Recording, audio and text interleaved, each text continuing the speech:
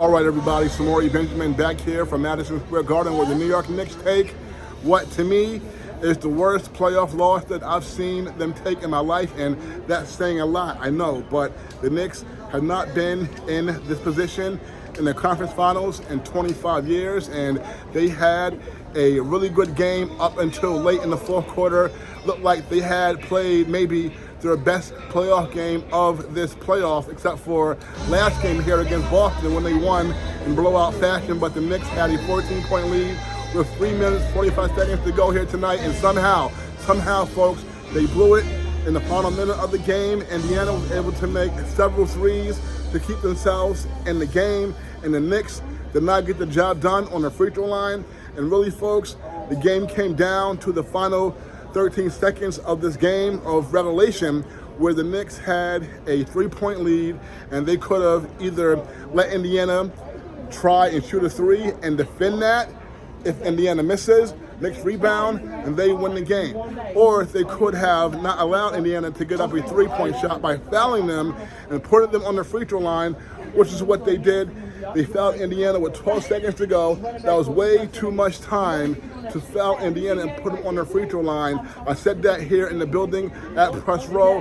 It is a first guess. I said there's too much time on the clock, and when Indiana makes those two free throws, now you're putting pressure on yourself, if you're the Knicks, to make your next two free throws up by just 1 point after you allow Indiana to make two free throws. They cut the lead down to one.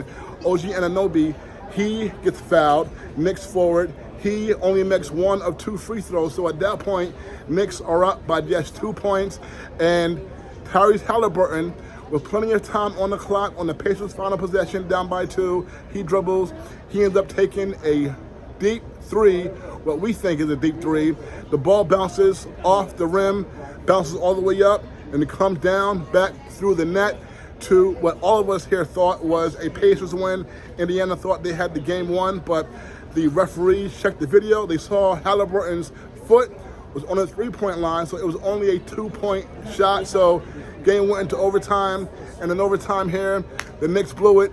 They did not get the job done, and Indiana walks out of here with a Game 1 win. And as I've said over and over again, folks, the Knicks had never in their history won a playoff series in which they lost Game 1 of the series at Madison Square Garden. So that happened tonight. I believe they lost 6 Game 1s at home in a playoff in their history. This is a 7th time now. So now they're up against it, against a team who beat them in 7 games last year, beat them here at the Garden on their home court in Game 7 last year. And the Knicks, we know, the Pacers, we know, the last time the Knicks were in the Eastern Conference Finals in 2000, Indiana beat them as well. So folks, a rough ending here after everyone in here thought they were on their way to a Game 1-0 lead over Indiana. But everybody here has something else coming. Everybody is stunned. Jalen Brunson, for whatever it's worth, he ties Patrick Ewing for the most 30-point games in the playoffs as a Knick. They both done it 18 times, but tonight it means very little at the Knicks here take a very rough loss. So, Samori Benjamin from the Garden. We're back here Friday night. All right, folks. See you Friday.